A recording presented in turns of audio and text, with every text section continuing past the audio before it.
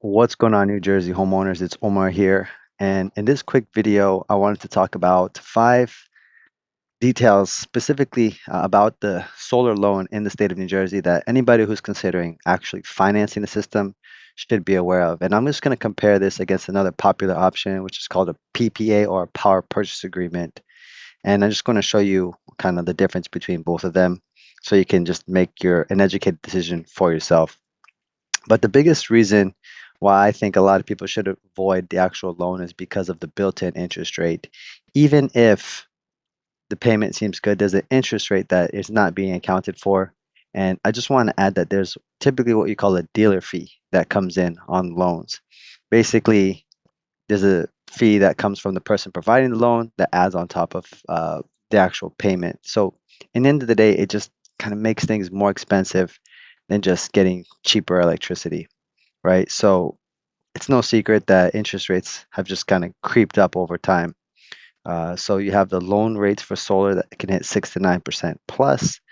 Um, that same monthly payment costs thousands more over 20 to 25 years.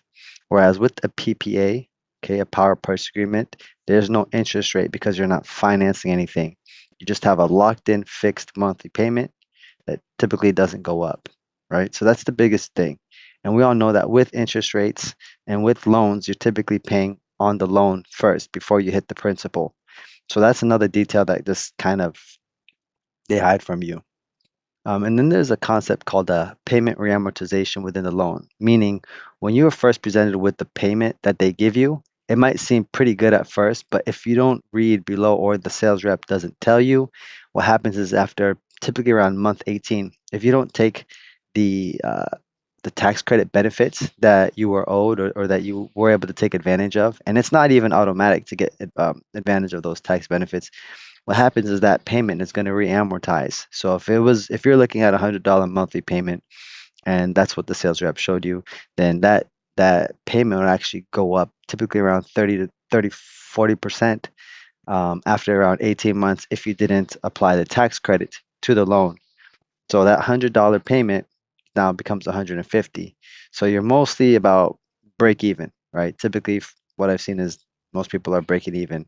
Now you could overcome that by just having cash, but most people don't have 15, 20, $30,000 that they're willing to part with when it comes to just trying to save money, going solar. All right. So again, loan financing, you have payment spikes that you need to be aware of. There's a hidden reamortization that you won't know about unless somebody tells you about.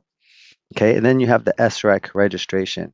Okay, so again, once you're going solar and financing, they're not going to tell you the complication and the steps that it comes to registering the SRECs. To do it yourself type of setup, you have to go to Flex Exchange and see what you could qualify for, and then actually register. You register and track it alone. If you're able to get to that step, like more power to you. But with the PPA, the state incentives are typically passed to you in the form of a cheaper rate for your electricity. So everything's just handled for you in the background, right? So the company owns the system. They'll take the credits, in full transparency, and they'll hand it to you in the form of a cheaper rate for your electricity. So at the end of the day, you just need to make sure you're getting the best rate. I'll leave a link down in the description below if you're interested in just seeing what your particular savings looks like for solar. You can click that link, fill out a few quick questions, name, address, phone number, and we'll get you a company proposal free of cost. Okay. Another thing that people don't take into consideration is moving, right? The average homeowner moves about every 5 to 7 years, right? So what happens to the solar, right? Now with ownership is always going to be a buyout, right? Or the new homeowner has to pass credit in order to take it over. But typically, you have to be able to negotiate that into the sale price of the house. It's not guaranteed that you'd be able to, and some homeowners might just try to haggle and just be like, "Oh, we don't want it anyways," and then just try to lowball you, right? So that's why I recommend staying away from financing when it comes to solar because it makes a much trickier actual transfer process when it comes time to own. As with the PPA, everything just transfers over to the new homeowner automatically. They don't need to have a credit check. It basically is like the utility of the house now, and it's going to lower the electric bill a ton. So it's a big saving point, a big selling point for the house. and you don't have to worry about like the homeowner passing credit. And typically, the company that does the installation is going to handle the paperwork for you, right?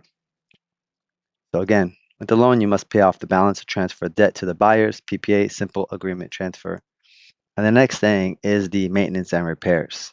Okay, so again, with ownership, typically the manufacturer warranties are passed on to you, which is about 10 years for the inverter, the piece of equipment that's more uh, it's more likely to go bad over the 25 years. And you know how these warranties work. After 10 years, it could go bad, and that's $7,000 to $10,000 that you'd be out of pocket, or you set yourself back that quantity that many amount. And then the panels themselves are typically warranted for 25 years as well. So if the inverter fails, panel damage with a loan, that's your $3,000 to $8,000 problem. With the power purchase agreement, the company is going to typically proactively monitor that for you. If it goes bad, they'll call you and they'll send out a technician to replace it at no extra cost to you. So it's a much more convenient setup.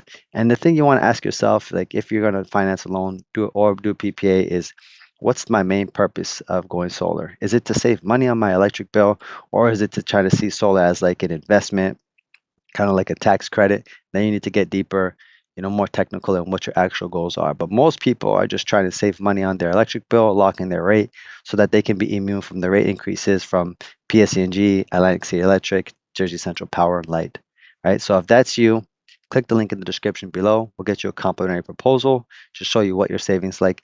And then if you like this video and this free information, please hit the like button. That gets the word out about solar, because most people in New Jersey don't know that these type of programs exist, that with decent credit you can basically save 30 to 50% off your electric bill without having to pay it. And I'll see you guys in the next video.